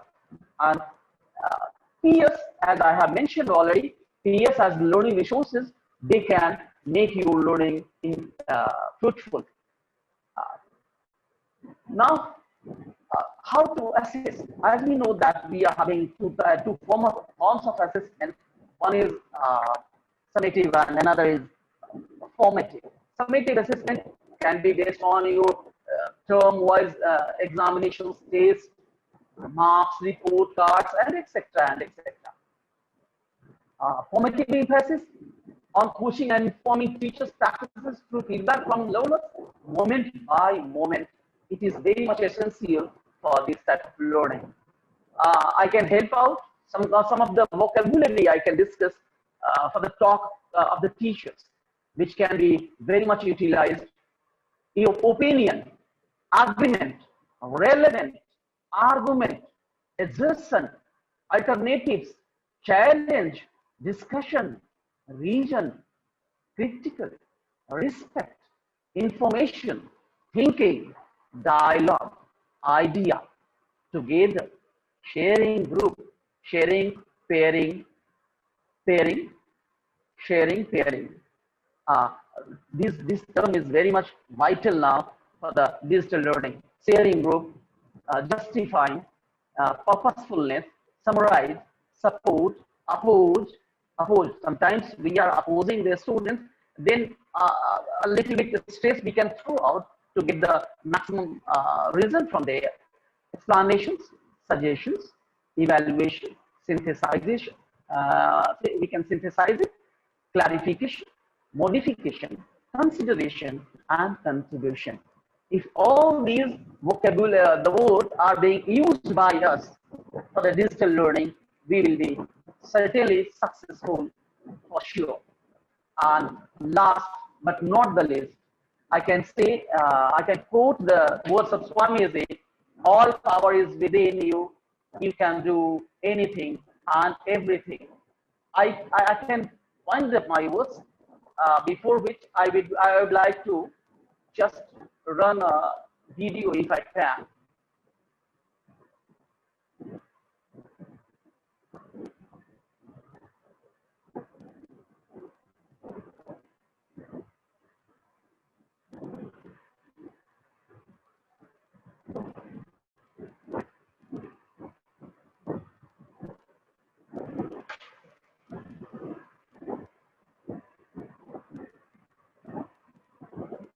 It is taking time. Till then, I would mention over here. Oh, sorry, I cannot. In this video, one thing was there to show from my side that children, especially, they are like picture, and we can make them what our desire is. So there, psychologically we can handle them out, purposefully we can handle them out, and that's all from my side. Thank you all. Again, I would like to say thanks to all the panelists, Mr. Philip, Mr. Achin, Mr. Dhananjoy, and Ma'am Rashmi. Thank you all. Thank you. Thank you very, very much. Thank you, sir. Thank you so much for that wonderful presentation. I know it's not easy to come after such wonderful speakers, but I think your presentation added a lot of value to today's discussion. And thank you. Thank you for taking your time out to prepare this for us. Thank you, sir. Well, ladies and gentlemen, thank you, sir. Well, ladies and gentlemen, that was the speaking panels for today. As you know, VUCA is a topic that all of us have different perspectives on, and it was wonderful to see such esteemed panelists speak about their take on how we can prepare our children for a VUCA world. Let me now invite Achin back for the vote of thanks. Achin, if you're there. I think we really had a great session. But sir, as always, you really played a captain's knock. A great start. to the entire evening. And some very, I'll say, very relevant examples you gave, which I'm sure are takeaways for the audience. Ms. Rashmi, Tyagi, really like your practical approach, the way you explained about life management, life skills, emotional skills, shared an incident in ONGC. Yes, ma'am, completely agree with you that we have to train our children to face it. Mr. Dhananjoy, great presentation. You know, very nicely you highlighted the educator's perspective. And I really like the way you explained the role of schools and 7 core competencies that every child needs in order to survive in the coming world. And I also like the sequencing and the way you explained them, starting from critical thinking to collaboration to agility to initiative about entrepreneurship, communication, and curiosity. And also the role of parents. I think these are indeed very, very important aspects. Mr. Chandan, Kumar, I really appreciate that in spite of the fact, I understand it's really difficult. It's really difficult to be the 5th speaker, but still you made some very relevant points, which were unique. I really appreciate that. And I think the last quote by Swamiji sums it up. And ladies and gentlemen, that indeed is the takeaway for the evening. All power is within you. You can do anything and everything. Completely agreed. Great quote. Thank you so much, sir, for bringing this. So I think we really had a great session. And I thank all of you for your time. Indeed, session after session, we have been able to take Together for Education webinar to new heights only with your support. We at Notebook are indeed humbled. And we look forward to your support in the days to come. Thank you, take care, and goodbye.